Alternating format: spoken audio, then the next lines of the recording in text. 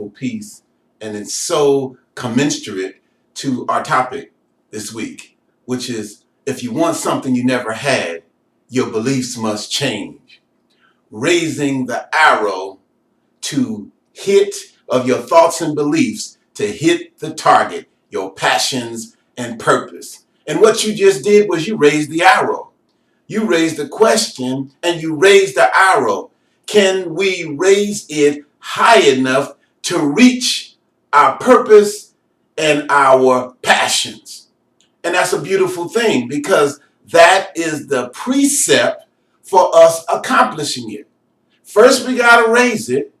Then we've got to be able to launch at a bigger level.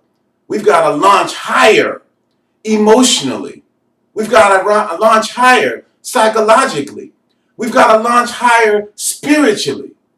We've got to launch higher organizationally, educationally, family, intellectually. We've got to tilt that arrow up so it launches like a Scud missile across the world, because the proclamation must be made so the execution of the war can take place. But the first part of the war is the war within. Because until you free the within war, you cannot win the without war. The success and the capacity to accomplish, meet, and overcome obstacles starts on the inside.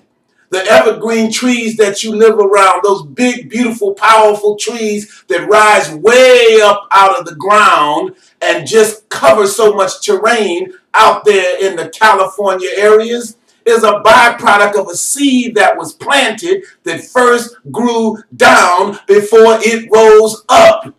And that becomes our challenge. How well can we go inside so that we have the propulsion to launch that arrow up to the target on the outside? And too many times our people don't want to challenge themselves. They want the returns. They want the fruit. They want the royalties. They want the appetite pleasers without doing, as Iyanla Vanzant often talks about, the inner work. The inner work is the tedious work. It's the cumbersome work. It's the non-popular work. It's the work that makes us look at ourselves when nobody else is looking. It's the work that sets the boundaries and the parameters for what we're going to launch. It's the work that challenges you to change your paradigm. What do you think? What do you believe? Why do you believe it? How do you believe it? Where did you get it from? Why was it given to you? And how well does it serve you towards winning that war of 2013? Those are the inner challenges that really put on trial every thought and every belief you've ever conceived.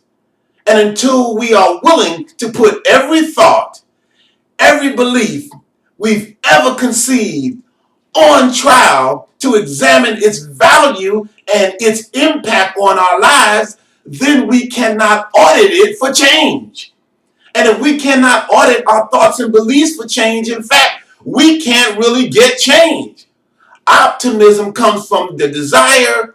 Positive expectations becomes from your beliefs and your expectations that are a byproduct of your capacity to open up those thoughts and beliefs, put them all on trial, examine their value, and then reprogram, reset, reinstall the ones that work for our growth, our prosperity, our passions, and our purpose. Over to you, Kevin. We'd like to thank you today for tuning in to our call. We'd like to encourage you to continue to come and hear the valuable things that are taught as a result of this call. We also want to encourage you to ask others to tune into the call and see the value and the significance of those things that are in the morning inspirational message. And leave a comment on YouTube. It's available to be revisited 24 hours. Don't hesitate to revisit it, reevaluate, examine, and leave us a message about what it is you felt, what it is you learned, and what it is you may not be clear about. And as a result of that, we can grow, we can expand, we can become, and we can believe. Have a great day today. Keep it optimistic. Keep your expectations high and expand the dimensions of your growth. This is your friend and brother, Tambuzi, saying, have a great day.